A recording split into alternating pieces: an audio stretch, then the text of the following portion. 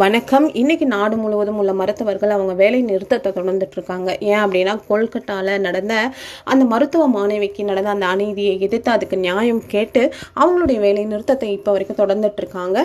சரி, இதெல்லாம் ஏன் நடக்குது? அதாவது அந்த குற்றவாளியை நம்ம பிடிச்சாலும் அவனுக்கு தண்டனைகள் கொடுத்தாலும் சிறையில் போட்டாலுமே பெண்களுக்குரிய இந்த பாலியல் வன்புறவு ஏதாவது ஒரு இடத்துல ஏதாவது ஒரு மூலையில் தினம்தோறும் ஒரு செய்தியாக வந்துட்டு தான் இருக்குது. சரி, இதை நம்ம எப்படி கம்மி பண்ணலாம்?